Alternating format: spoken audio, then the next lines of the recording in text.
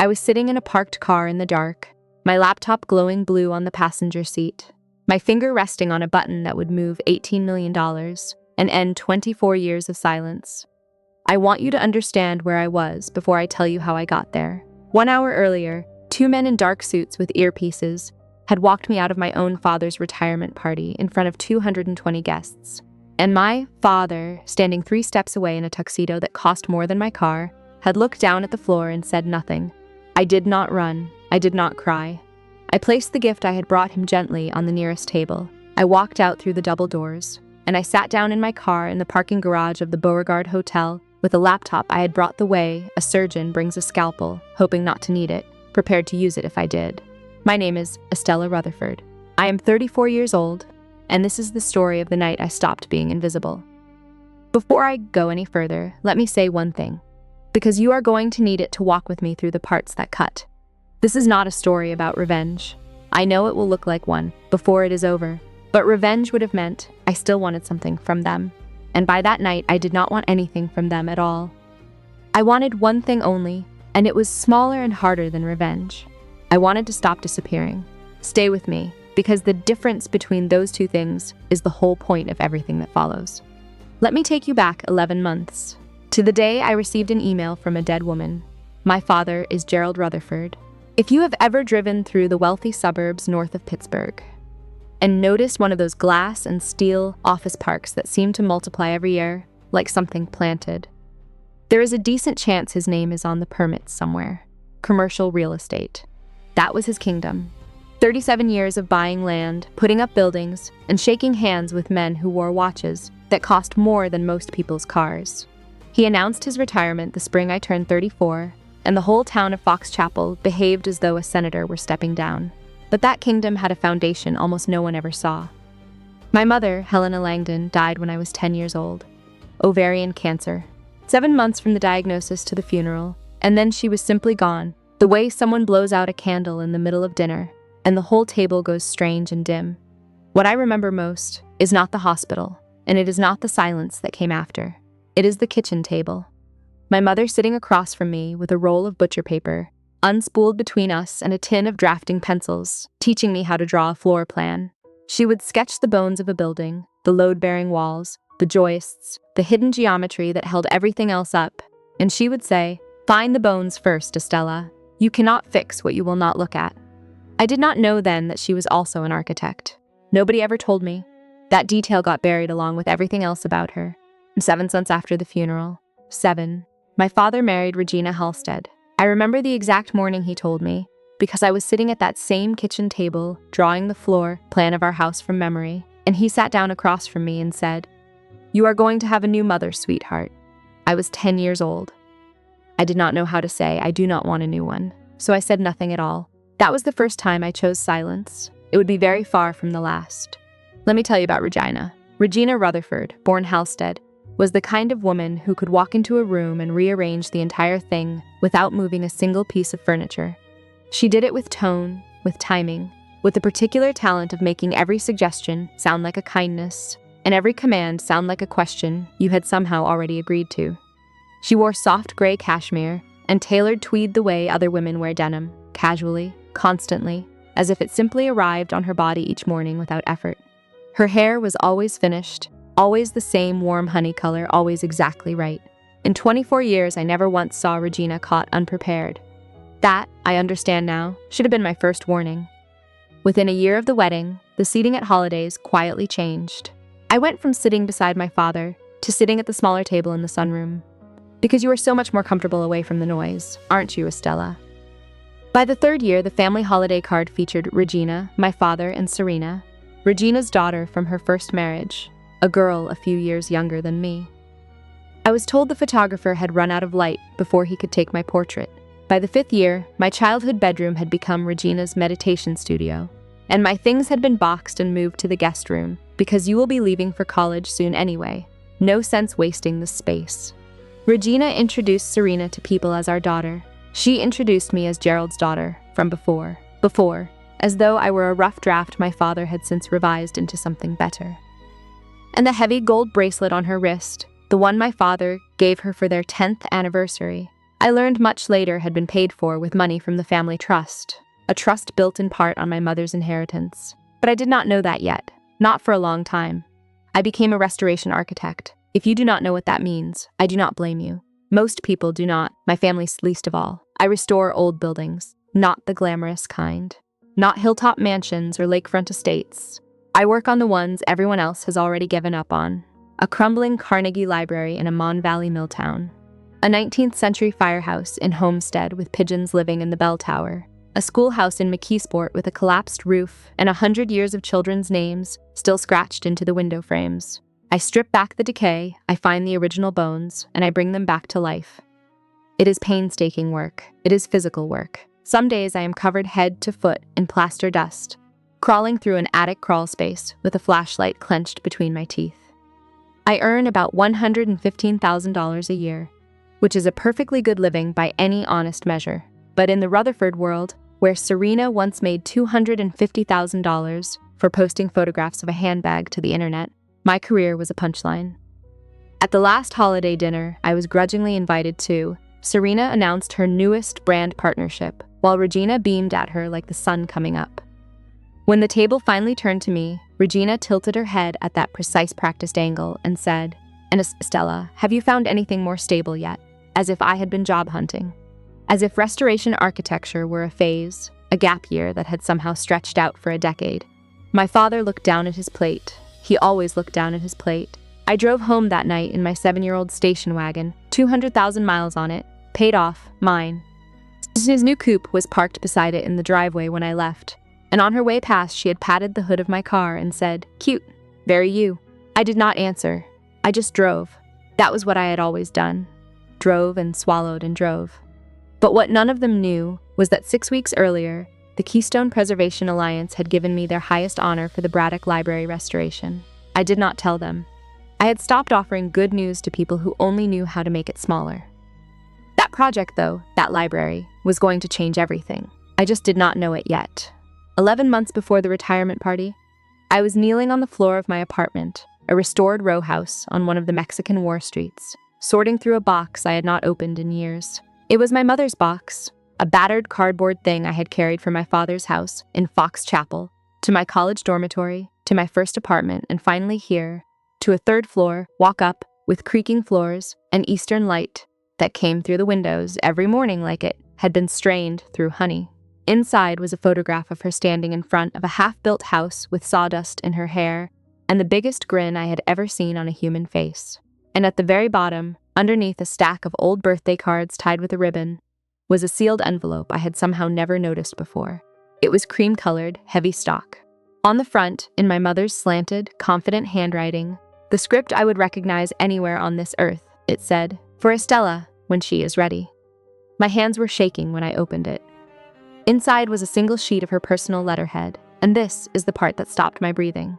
The letterhead read, "Helena Langdon, registered architect, Langdon Architecture and Preservation." My mother had been a licensed architect. She had run her own firm. Nobody had ever told me. Not my father, not Regina, not a single person in 24 years. Below the letterhead, in that same slanted hand, she had written, "My darling girl. There are things about our family's money that I need you to understand when you are old enough to hear them. I have made arrangements to protect what is yours. Mr. Price has everything. Find him." Tucked behind the letter was a business card, soft at the corners with age. Edmund Price, Esquire, Trusts and Estates. I sat on my apartment floor for a very long time. Then I opened my laptop and searched his name. Edmund Price was 71 years old and still practicing, with an office downtown, a 20-minute drive from my front door. I composed an email with my full name and 4 sentences. My mother was Helena Langdon Rutherford. She left me a letter. She told me to find you. I would like to understand what she meant. He answered in 2 hours. The subject line read, "I have been waiting for this email for 24 years, Miss Rutherford." He said he had a document I needed to see. He said it could only be discussed in person, and he asked how soon I could come. I went the next morning. But before I tell you about that meeting, I need you to understand something about my father, because it is the thing that makes all of this ache instead of simply burn. Gerald Rutherford was not a villain. That is what made it so much worse. A villain you can hate cleanly, with your whole chest, and sleep fine at night. My father was something more complicated and more common. He was a man who loved me, but never once found the courage to show it when showing it would cost him anything. I have one memory I return to more than any other. I was 14. He picked me up from school on an ordinary Tuesday, no reason given, just showed up, and drove me across the river to a block where a beautiful old stone bank building was being torn down. We sat in the car and watched the wrecking ball swing into it. He was quiet for a long time. Then he said, "Your mother would have chained herself to that building to save it." It was the last time I ever heard him say her name. After that, Helena Langdon became a ghost in her own house. Her photographs came down from the hallways one at a time, so slowly you could almost convince yourself you had imagined them ever being there. Her books were boxed. Her name was replaced by Regina's in every sentence, every tradition, every toast at every table, and my father let it happen, one small erasure at a time, because Regina's displeasure was louder than my silence, and silence was the only language I had been given. 3 weeks before the retirement party, I called him. I asked if he would meet me for coffee, just the two of us. He said yes right away, and for half a second I felt something warm and unfamiliar open in my chest. Then, 10 minutes later, my phone rang, again Regina's voice. "Your father's calendar is simply packed right now, Estella. Perhaps after the party." A week later, the invitation arrived. Thick ivory cardstock, gold foil lettering, celebrating 37 years of excellence. Gerald Rutherford, hosted by Regina Rutherford and Serena Rutherford. My own name was printed on the response card as Estella Rutherford Halstead, Regina's maiden name hyphenated onto mine like a brand burned into livestock. I decided I would go, but first I would see Edmund Price. In the weeks before the party, Regina began building her stage. I noticed the first move on a Monday. I had sent a small message to the family group chat, something harmless, asking what time we were expected at the venue. The message sat there, delivered and unanswered, for 3 days. On Thursday, I opened the thread and realized it was dead. No new messages, no activity of any kind. I texted Serena separately. "Is the family chat broken?" She replied 4 hours later. "Oh, Mom started a new one. Must have been a glitch." There was no glitch. There is never a glitch with Regina. There is only choreography. I called the event coordinator at the Beauregard Hotel, a woman named Lorena who had been handling the party. I gave her my name and said I wanted to confirm my attendance. There was a long pause on the line. Then, "I am so sorry. I do not have a Rutherford on the guest list. Could you be someone's +1? I felt the floor tilt under me. Not surprise. Recognition. I've seen this pattern my whole life, the slow mechanical precision of being disappeared. But this time the machinery was running faster than it ever had. I called Regina directly. She picked up on the second ring. She always did, because Regina never wanted to seem like she was avoiding anyone. "Estella, what a surprise," she said. "I was not sure you would come, given everything." And she let the pause hang there, a loaded silence implying some shameful condition I was supposed to already know about. Then brightly, "But please, do not wear one of your work outfits. This is black tie." I said I would be there. She said she would have someone add my name. That evening, I looked at the credit card my father had set up for me when I turned 18, a family card linked to the Trust for Emergencies, one I had not touched in over a decade. It was still active, and for the first time, I looked closely at the structure of it all, and I saw that every card, every club membership, every insurance rider in the entire Rutherford family flowed back to the same trust, the same single pool of money. And I was beginning to understand whose money it had actually been all along. 2 weeks before the party, I drove out to Fox Chapel to give my father his retirement gift early. I wanted to see him without the noise, without the performance, just a daughter and a father. I had spent 3 months making it. It was the original architectural rendering of the very first commercial property my father ever purchased back in 1988. I had tracked down the original drawing in the county archive, stabilized the crumbling paper, and reframed it in reclaimed walnut I had milled myself. It was, I thought, the kind of gift that said, "I see who you were before all of this. I remember who you wanted to be." My father opened it in the living room. His eyes went soft. His fingers hovered over the glass without touching it, and for a moment he was somewhere else entirely. Somewhere before Regina, before the gold foil invitations and the cashmere and the choreography. "Estella," he started to say. Regina appeared in the doorway. She glanced at the framed rendering the way you might glance at a child's finger painting stuck to a refrigerator. "That is sweet, Estella," she said. "But I am afraid our walls are quite full. Serena commissioned a portrait of your father, oil on canvas, by a real artist." My father set my gift down on a side table. He did not fight for it. He never once fought for anything that was mine. Regina steered him toward the kitchen, and I stood alone in the living room and looked up at the fireplace. Above the mantel hung the portrait Serena had commissioned, oil on canvas in a heavy gilt frame. It showed my father seated in a leather chair, Regina standing behind him with one hand resting on his shoulder, Serena at his side, all three of them smiling. The composition was complete. There was no empty space in it anywhere, no room left for anyone else. That was not an accident.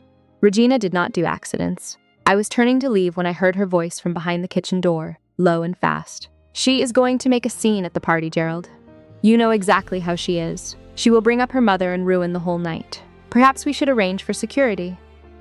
My father's reply was barely audible. "She is my daughter, Regina." And Regina's answer was perfectly, terribly clear. "Exactly. And daughters should know their place." I let myself out through the front door. But as I passed Regina's study, I saw it, sitting square in the middle of her desk. A manila folder with the logo of a law firm I did not recognize, and across the tab, printed in crisp letters, the words Trust Amendment, Draft. I did not stop. I did not open it. But I saw it and I remembered it, and I carried it out the door with me like a stone in my shoe. Serena called me that Saturday, not to catch up. Serena never called to catch up. She called because she needed a second opinion on her outfit for the party.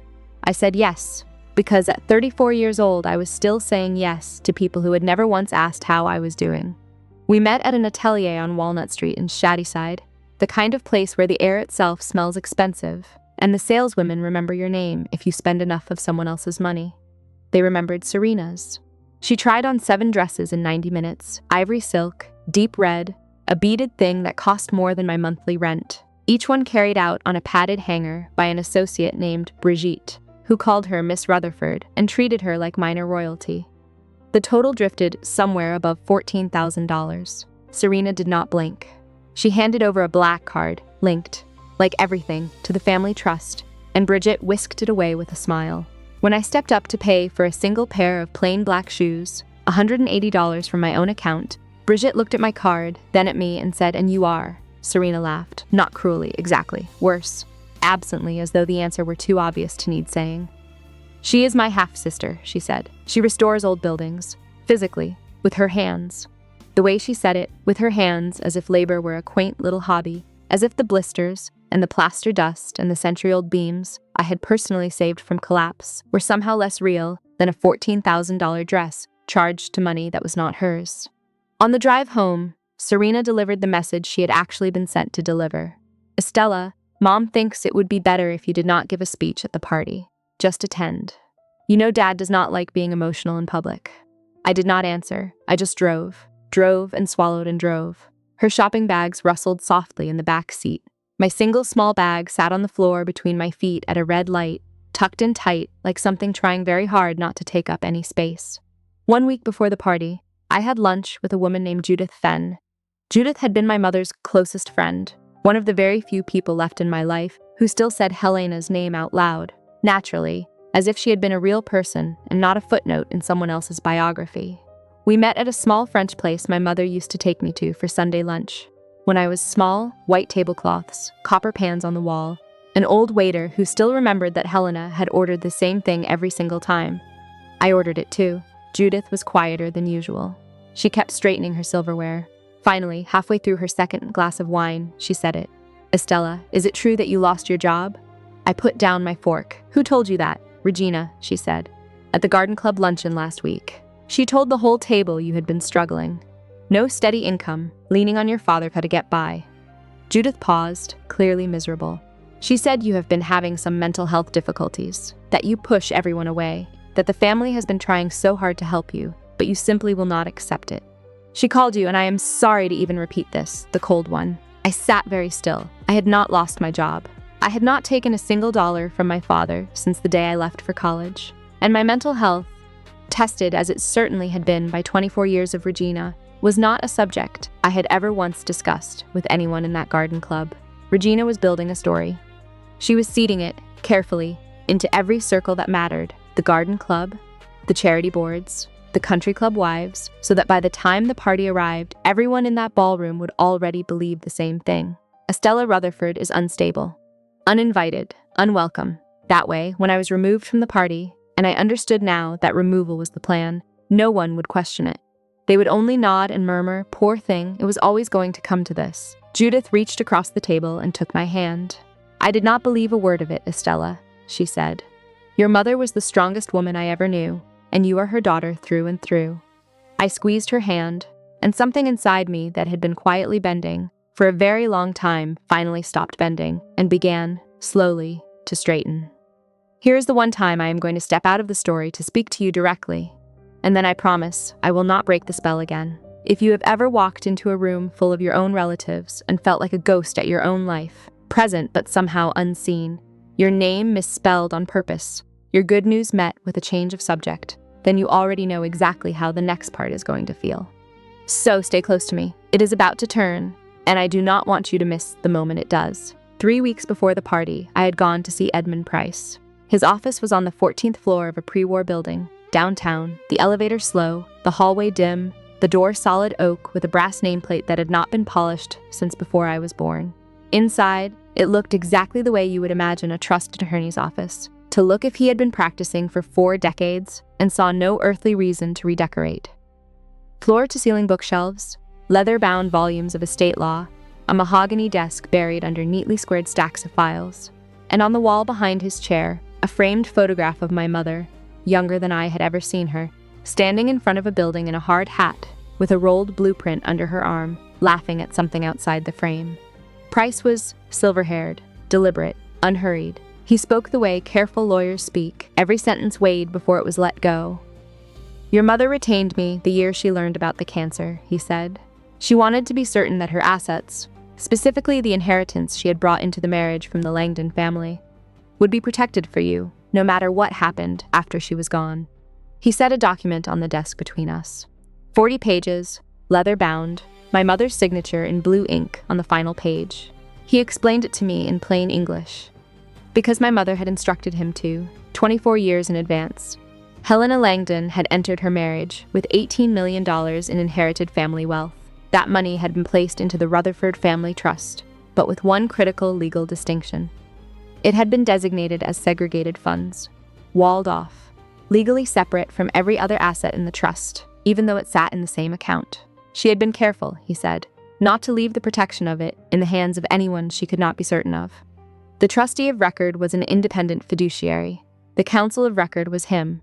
By design, control never passed to the family. "Your mother," he said, "did not want to depend on anyone's good behavior. She wanted the paper to hold whether people were good or not." Then he slid a second document across the desk. "She signed this amendment 6 months before she died," he said.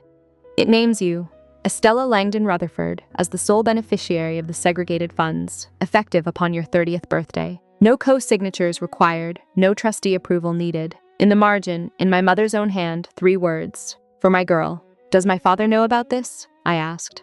Price paused, the kind of pause that answers the question before the words arrive. "Your father was present when the original trust was established," he said. "He has always known. He was, however, out of the room when your mother executed the amendment naming you. And Mrs. Rutherford, the current Mrs. Rutherford, was never informed of any of it. The agreement was never shared with her. She appears to believe the entire $45 million in the trust belongs to the family generally." He folded his hands. "She has in fact been contacting my firm and the fiduciary, a woman named Deborah Quill, requesting access to the trust's provisions. Miss Quill has correctly declined. Mrs. Rutherford has no legal standing to receive them. $18 million. My mother had built a wall around it out of paper and ink and foresight while she was dying, and it had held for 24 years. What happens, I said slowly, if I withdraw it? Then the remaining $27 million will not cover the loans your stepmother has authorized against the trust's full value," he said. "The bank will issue a margin call." He said it the way you might mention rain in the forecast. I sat with that for a long moment. "I am not going to sign today," I told him. He raised one eyebrow. "Give me until after my father's party," I said. "I want to see if he chooses me. Just once." Price looked at the photograph of my mother on the wall, then back at me. "Your mother," he said, "would understand that." I left his office with copies of both documents in a folder and something I had not carried in years. A choice. Now you know what I knew when I walked into that ballroom. Let me tell you what happened there. The night before the party, I sat alone in my apartment. It was quiet in the way the city gets late on a Friday, a distant siren, a dog barking 3 houses over, the low hum of the radiator that had needed fixing since November. I sat in the armchair I had found at an estate sale and spent 4 weekends restoring, a cup of chamomile going cold on the side table, and I looked at the photograph of my mother on the wall. Helena Langdon, 31 years old, standing on a construction site with sawdust on her boots and a rolled blueprint under her arm, laughing at something off camera, alive. I thought about not going. I could stay here, in my quiet, in the careful life I had built with my own 2 hands, and let them have their party and their portrait and their story. I could swallow this one too. I was very good at swallowing. But then I looked at her letter, pinned to the corkboard above my desk. Find him. I had found him. I knew the truth now about the trust, about the 18 million, about everything my mother had written into law before the cancer took her. I had the documents. I had the authority. I had Edmund Price standing by, and I had not used any of it because I wanted to give my father one last chance. If Gerald Rutherford stood beside me at that party, if he introduced me to his colleagues, if he said my name the way a father is supposed to say his daughter's name, then I would put the documents back in the drawer and never speak of them again. I was offering him the easiest test in the world. Choose your daughter, just once, just for one evening. I laid out my dress, midnight navy, clean lines, nothing that begged for attention. I opened my jewelry box and took out my mother's pearl earrings. The only thing of hers Regina had never managed to claim. I held them in my palm and felt their weight, cool and smooth and impossibly steady. Then I picked up my phone and called Edmund Price. "If I need you tomorrow," I said, "can you execute within the hour?" His voice was calm and precise. "Everything has been ready for 24 years, Miss Rutherford." I set my alarm. I hung the dress on the back of my door, and I slept deeply, the way you sleep, when you have finally stopped hoping and started deciding. The Beauregard Hotel on a Saturday evening in October is the kind of place that makes you feel underdressed, even when you are wearing your best. Crystal chandeliers the size of small cars. Marble floors polished to a mirror. Waitstaff in black tie carrying silver trays of champagne that caught the light like liquid gold. The grand ballroom had been transformed, round tables draped in white linen, centerpieces of white hydrangeas and pale gold roses, a live jazz quartet in the corner, playing standards with the effortless precision that money buys. 220 guests, business partners, golf friends, the kind of people whose surnames appear on hospital wings and university endowments, milled and murmured, and clinked their glasses beneath a banner that read, "To Gerald Rutherford." 37 years of building a legacy. I gave my name at the reception table. The young woman checked her list, scrolled, checked again, her smile beginning to slip. "Rutherford, Estella, I am sorry, I do not see." "Oh, here," she pointed with her pen. "You were added yesterday. 220 guests confirmed months in advance, and I was added yesterday, squeezed into the margin like a typo someone had caught at the last second." "Thank you," I said, and I walked in. It hit me in waves, not shouts, whispers, the kind that travel across a cocktail hour like a draft under a door. A cluster of women near the bar, champagne in hand, glancing my way. That is the cold one. A man in a pinstriped suit leaning toward his wife. I heard she has been out of work for months. Another voice, half hidden behind a flower arrangement. "She just shows up and causes scenes," Regina says. Such a shame. Regina's seeds were blooming, right on schedule. I kept my back straight. I kept walking. I scanned the room for my father and found him near a small stage at the far end, standing between Regina and Serena, smiling for a photographer who was arranging them into a family portrait. Gerald, Regina, Serena. 3 people, perfectly composed, perfectly lit. The photographer's flash went off. No one looked for me. No one called my name. And from the corner of my eye, I noticed 2 men in dark suits, standing near the ballroom entrance. Earpieces. One of them glanced at Regina, then at me, and shifted his weight. They were watching me. They had been told to watch me. I made my way across the ballroom. It is a strange thing, walking through a crowd that has been primed to see you as a problem. Every smile felt like a flinch. Every turned shoulder felt deliberate.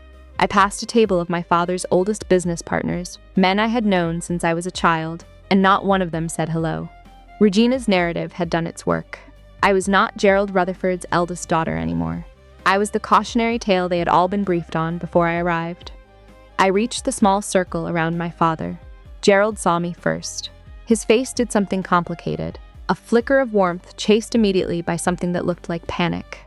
He opened his mouth, but before any words came, Regina's hand was already on his shoulder, her fingers pressing into the fabric of his tuxedo like a leash drawn taut.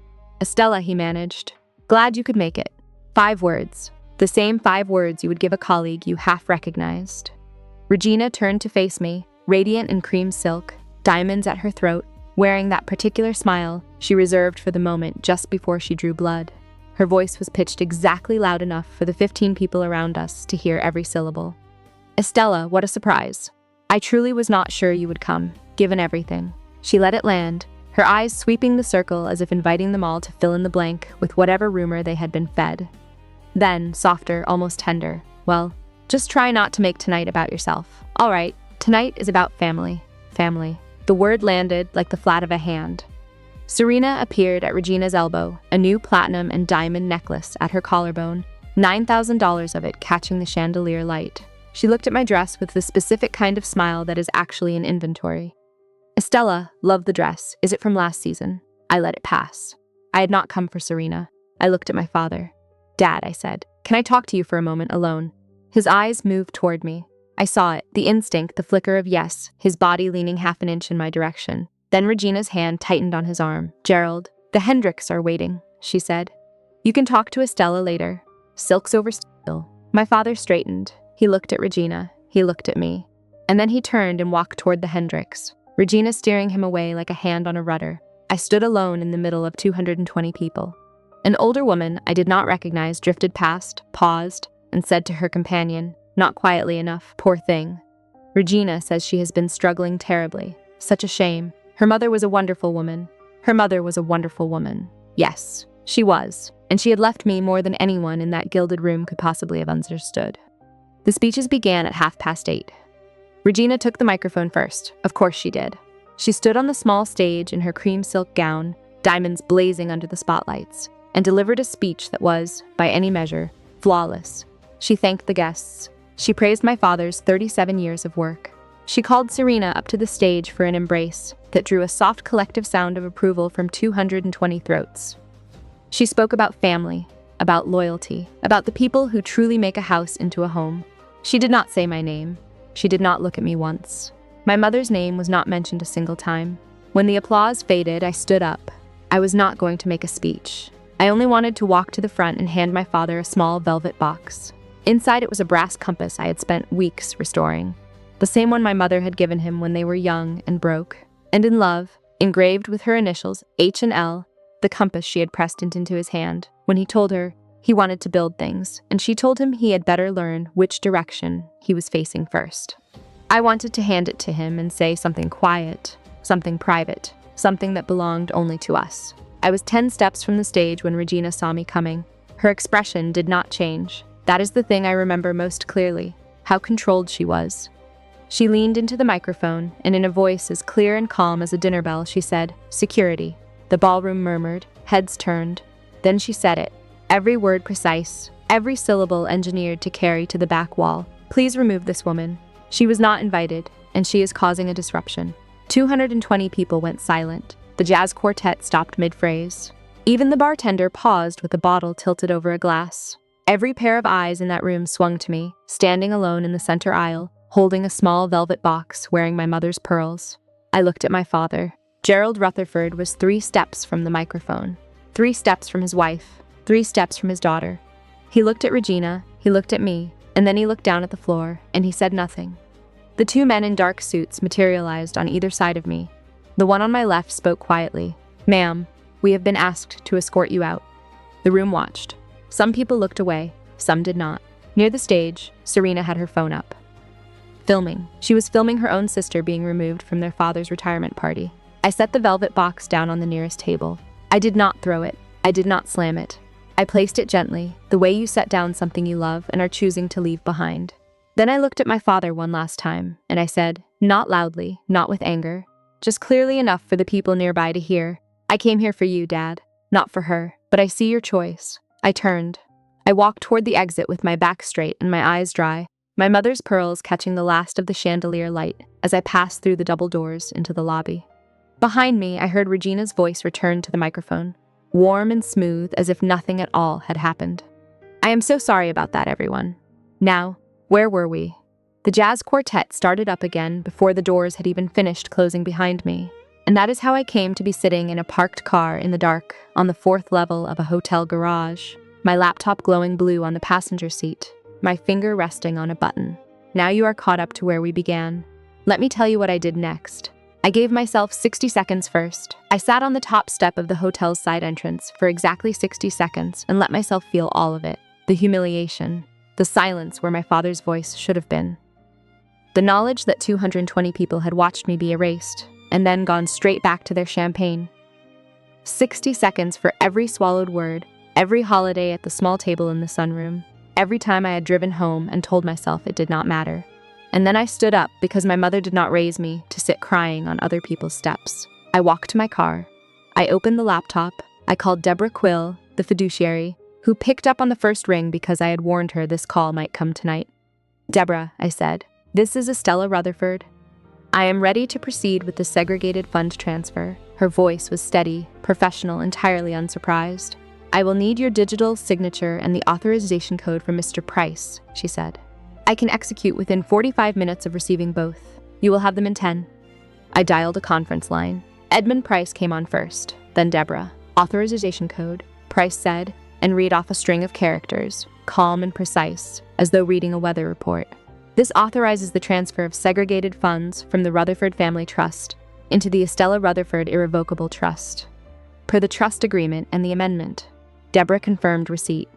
"Miss Rutherford," she said, "I will need your signature on the document I am sending now." My phone buzzed.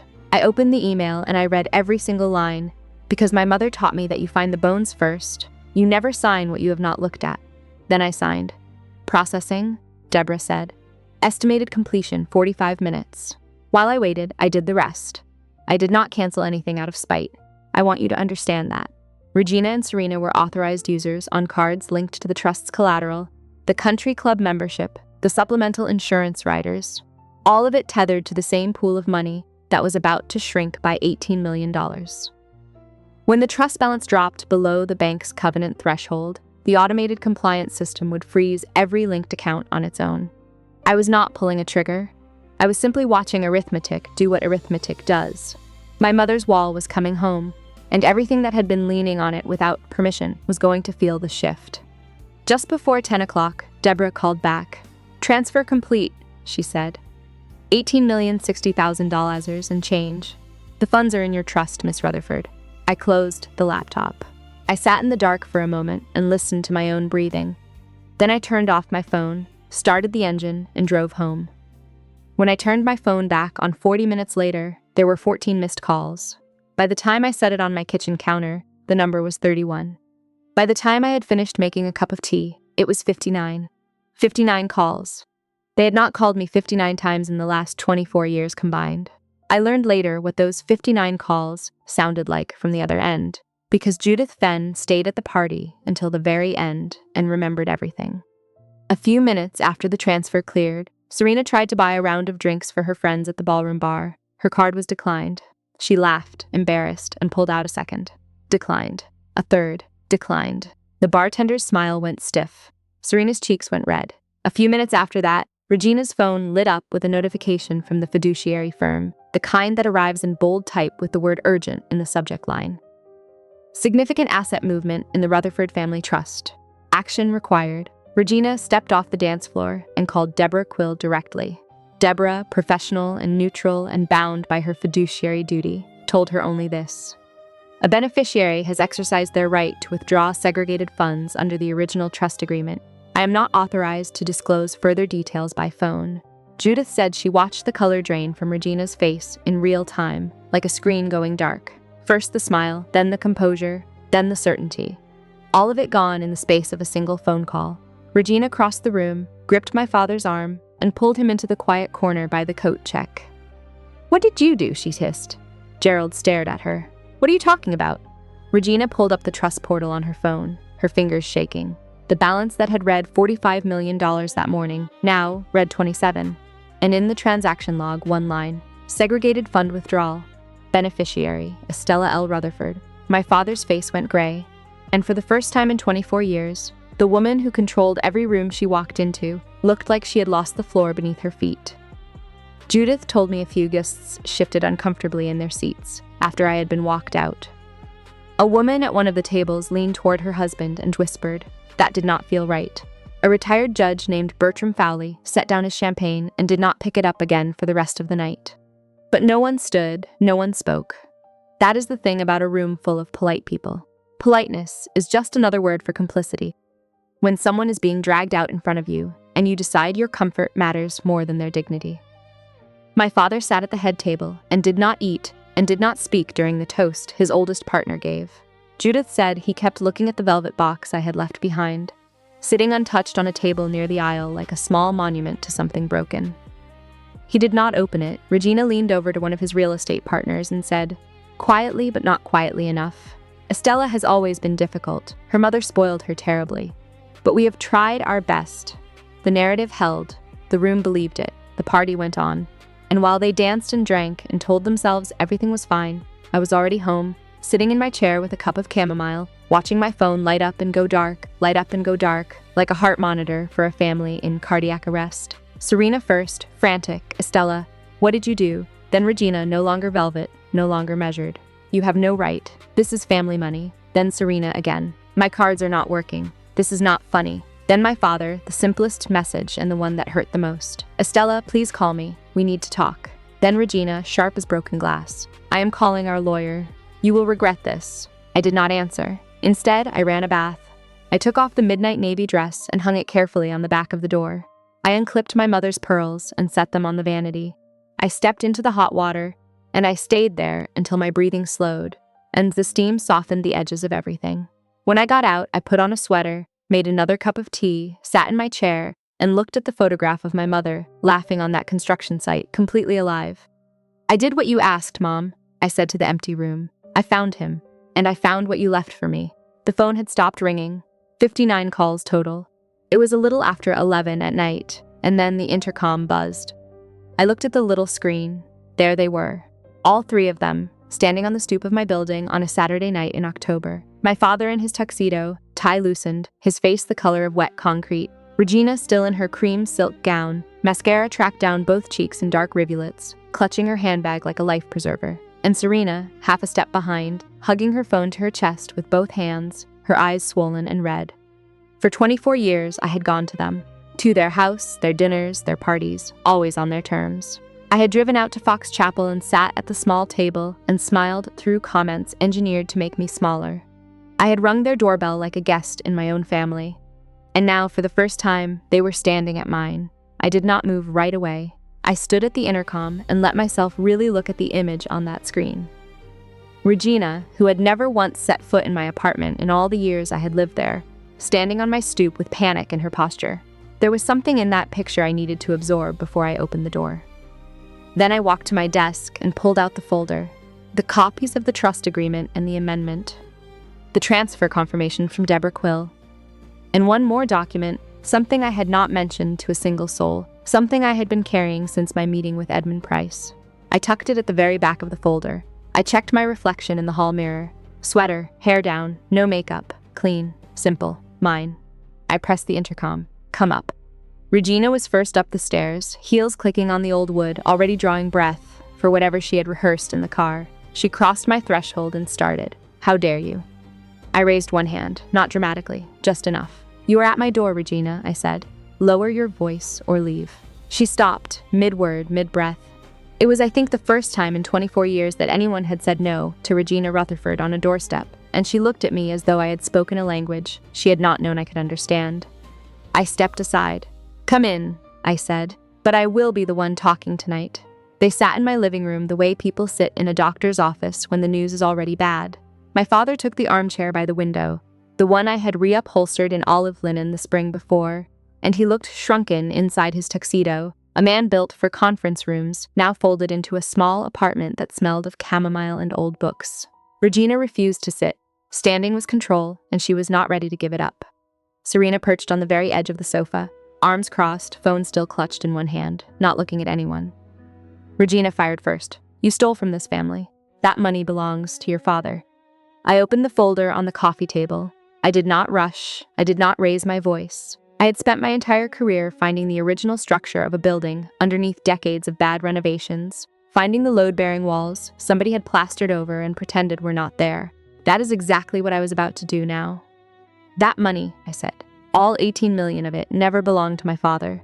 I slid the trust agreement across the table. 40 pages, leather-bound, my mother's signature in blue ink. It belonged to my mother, Helena Langdon Rutherford. Your predecessor. The room contracted. Regina's eyes locked onto the document like it was a blade pointed at her chest. The trust agreement, I continued, drafted by Edmund Price, executed by my mother before her diagnosis progressed. It designates $18 million, her inheritance from the Langdon estate, as segregated funds within the family trust. Legally separate, walled off, mine. Regina's voice came out thin. That is a forgery. Gerald, tell her. She turned to my father. Gerald was staring at the document on the table.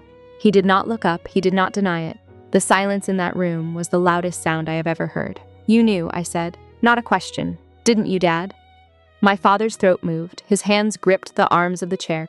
When he finally spoke, his voice had the cracked quality of something that had been sealed shut for a very long time. Your mother, he said. She set it up before she got sick. I should have told you. Years ago, I should have told you. Regina turned on him as if she had been struck. You knew. He said nothing. But his silence was its own confession, 24 years of it, finally audible in the middle of my living room. I placed the second document on the table. The amendment, I said, signed by my mother 6 months before she died. It names me sole beneficiary of the segregated funds, effective on my 30th birthday. No co-signature, no trustee approval. I am 34. I exercised my legal right tonight. I sat back. The documents lay there between my cup of tea and Regina's trembling hands. I did not steal anything, Regina. I reclaimed what was always mine. The papers are right there.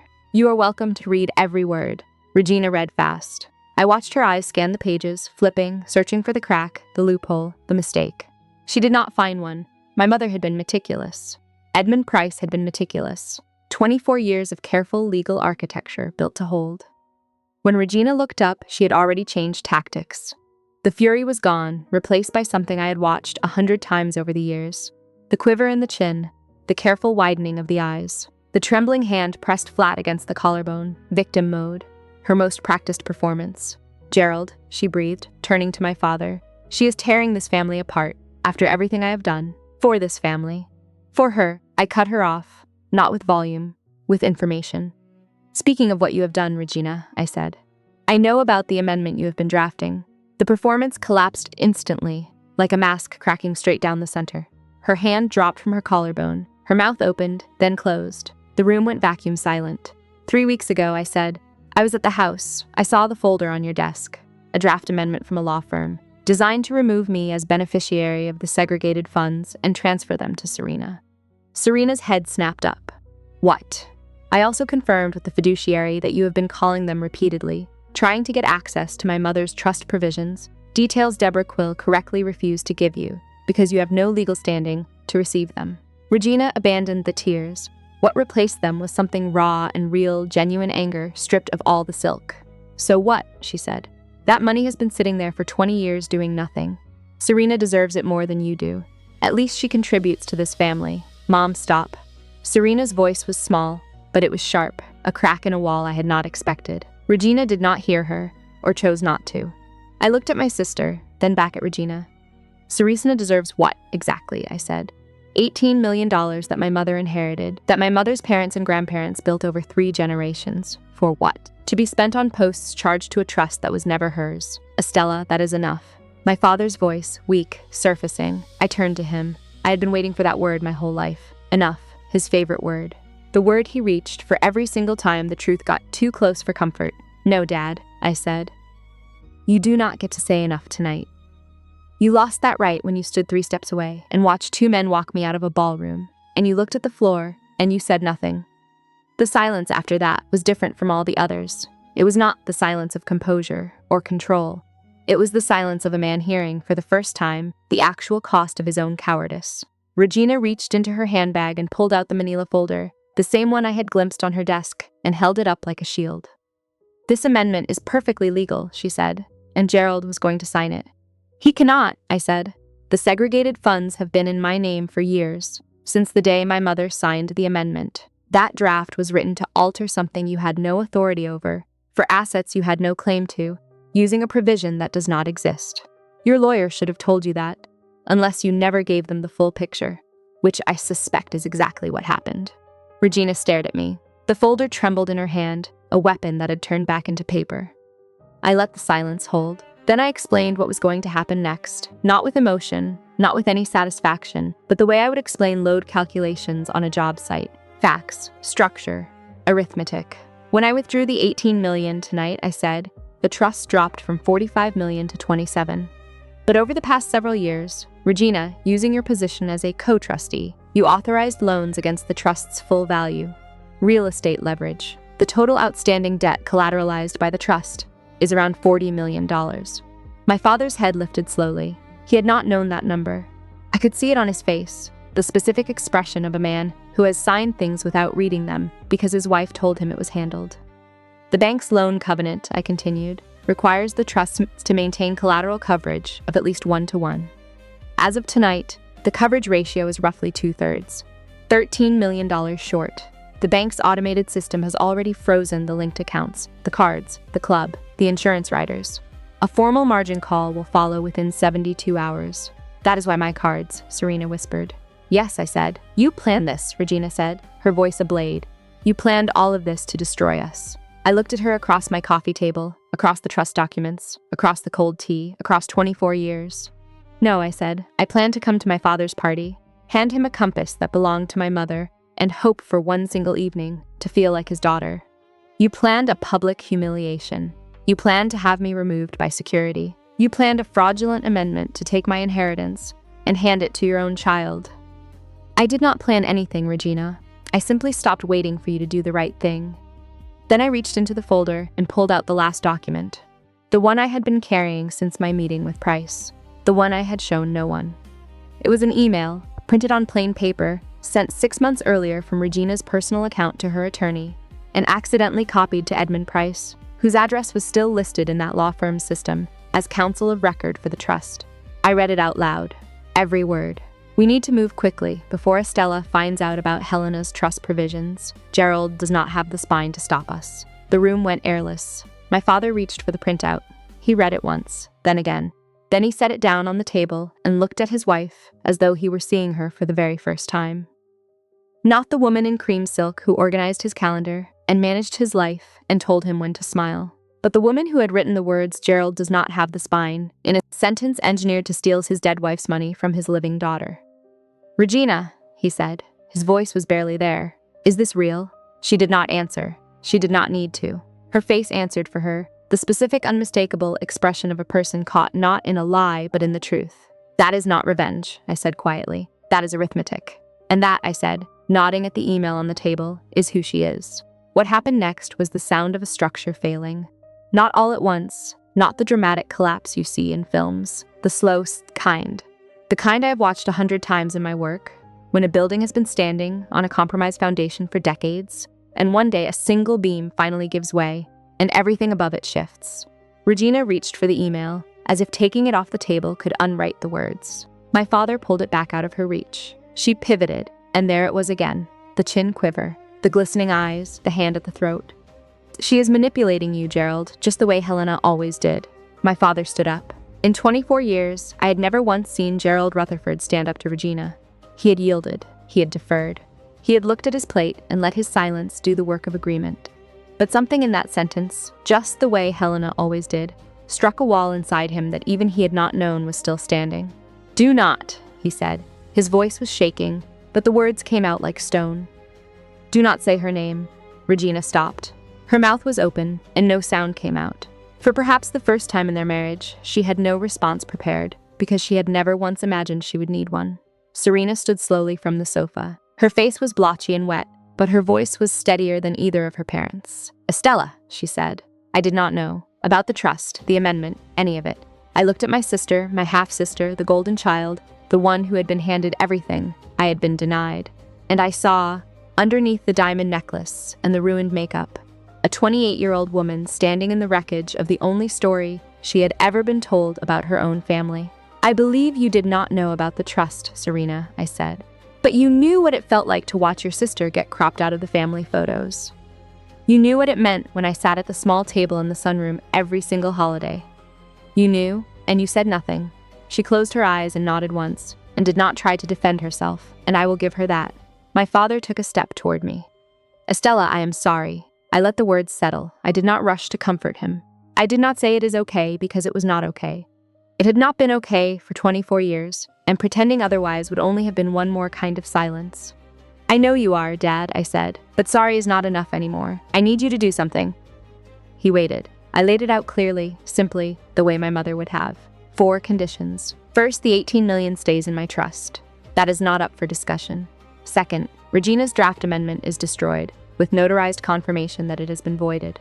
Third, you retain your own attorney, not Regina's attorney, yours. Someone who will explain your actual financial position to you without anyone editing the numbers first. Fourth, I am willing to rebuild a relationship with you, but it will be on equal terms, with clear boundaries, and it will never again run through Regina. I paused. Those are not punishments, Dad. They are the minimum conditions for me to trust you again. Richard looked at the trust documents on the table, at the printed email, at the velvet box he had not yet opened, still sitting in his memory back at the party. Then he looked at me. Okay, he said quietly. Without negotiation, Regina grabbed her bag. This is not over, Estella. I met her eyes. For me it is, I said. What happens next is between you and your own choices. She left, her heels clicking down my staircase, the front door closing hard enough to rattle the glass. Serena lingered a moment longer, looking like she wanted to say something and could not find it. Finally, she whispered, I am sorry, Estella, and followed her mother down the stairs. My father stayed.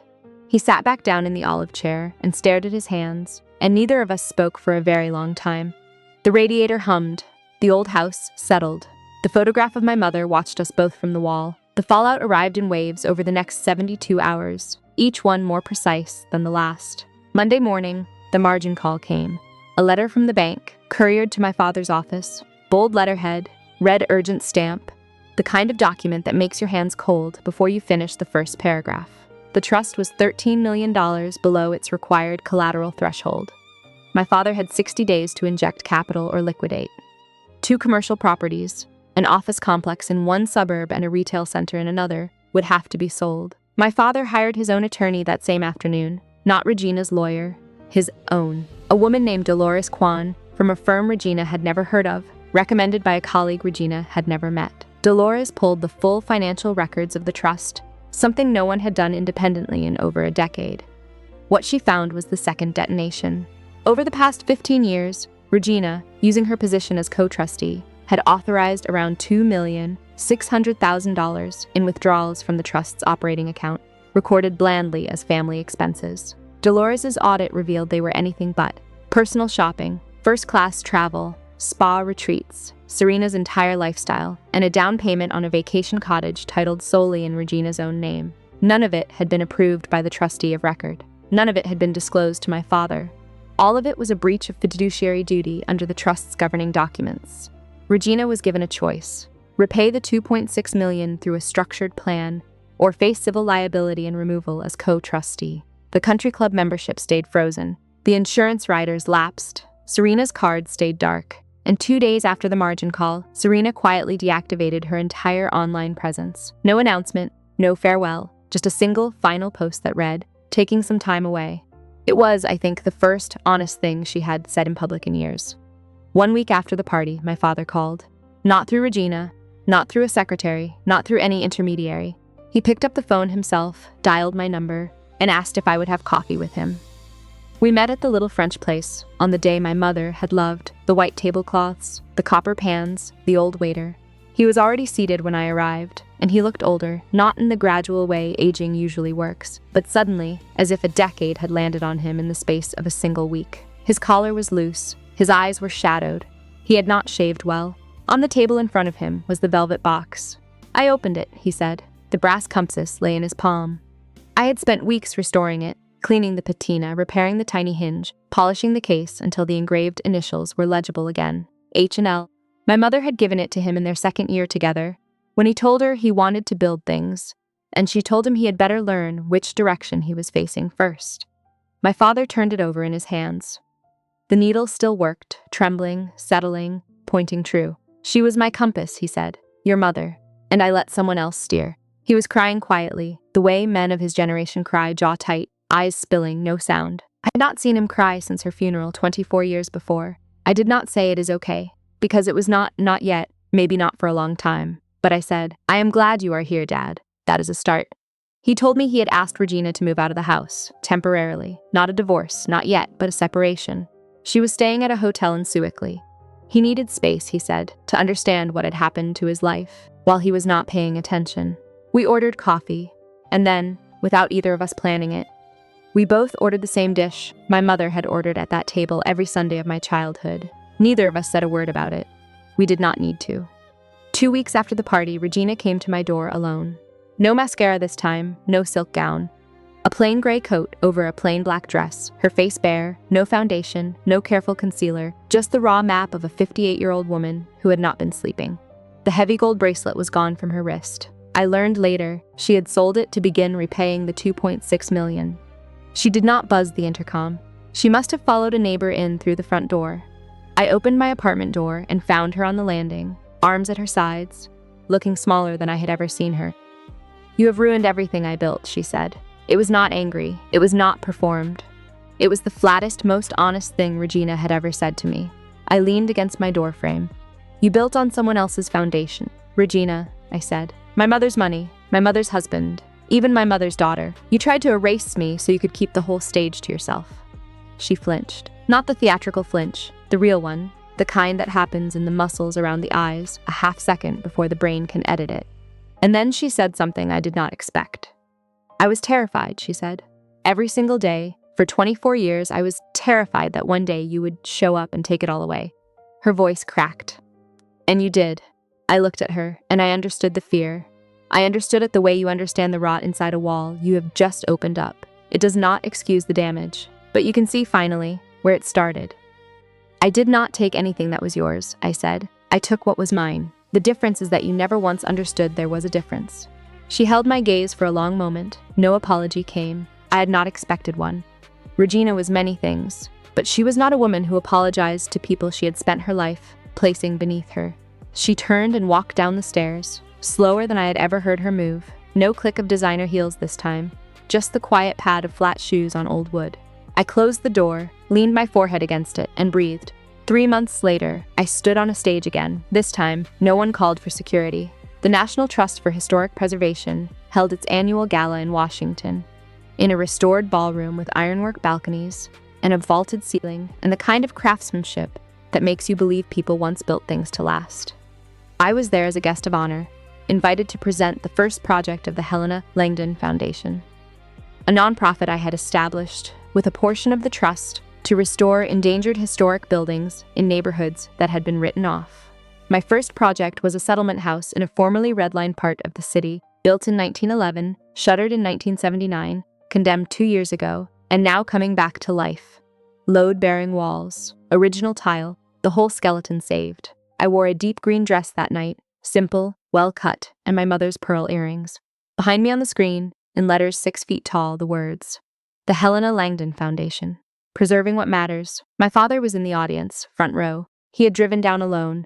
No Regina beside him, no entourage, just Gerald Rutherford in a navy suit, sitting upright, watching his daughter speak. I talked about buildings, about the ones everyone walks past without seeing, about the ones that get condemned, because it is easier to tear a thing down than to do the slow, hard, unglamorous work of finding out what is still good underneath. I talked about my mother, an architect I never knew was an architect, who built things that held for decades, because she understood that you find the bones first. When I finished, the room stood. My father stood first. Afterward, he found me near the coat check. He was holding something flat and rectangular, wrapped in brown paper. I opened it and went still. It was the architectural rendering I had given him at the party, the original blueprint of his first building, the one I had restored from the county archive. He had had it framed in dark walnut, museum glass, archival matting, the whole treatment. It has been on my wall since the day you gave it to me, he said. I just never told Regina. I held the frame against my chest and looked at my father, this flawed, frightened, trying man, and I did not say it is okay, I said. Thank you, Dad. That means more than you know. We walked out together into the cool night. 2 weeks later, a letter came in the mail. No return address on the front, but I knew the handwriting. Serena. 3 pages, front and back, in careful script. An apology. Not the performative kind, not the kind that explains itself away. The raw, stumbling, honest kind that a 28-year-old writes when she is seeing her own life clearly for the first time. I have not replied yet, but the letter sits on my desk, next to my mother's letter, next to the compass box. Some things take time. Some buildings cannot be restored in a single season, but the foundation, the real one, the one beneath everything, is sound. So that is my story. I did not win because I screamed the loudest. I did not win because I had more money or more power or more cruelty than the people who tried to erase me. I won because 24 years ago, while she was dying, my mother sat down with a lawyer and a pen and a stack of legal paper and built something that would hold. She did not do it with drama. She did not do it with anger. She did it with structure, the same way she built everything. I used to think strength meant endurance, showing up to every dinner, sitting at the small table, driving home in silence, swallowing whatever was put in front of me, and calling that family. I thought if I was patient enough, quiet enough, good enough, someone would finally look up and see me. But being patient is not the same as being invisible, and I had confused the two for 24 years. No one was ever going to look up, not because I was invisible, but because my invisibility was convenient for the people around me, and the only person who could ever change that was the one standing in my own mirror. If you recognize something in this, the whispers, the exclusion, the way your name gets left off the list on purpose, the way your accomplishments are met with silence, while someone else's get a standing ovation, I want you to hear me. You are not too sensitive. You are not the difficult one. You are not imagining it. Strength was never about how much you could swallow. It was about finally deciding you were worth building for. My mother left me a letter that said, "Find him." And what I found in the end was not a lawyer or a trust or $18 million. What I found was the thing she had really been protecting all along. My right to take up space in my own life. If you are still here, if you stayed with me through all of it, then you are exactly the kind of person she would have wanted to reach. And I am glad you came the whole way with me.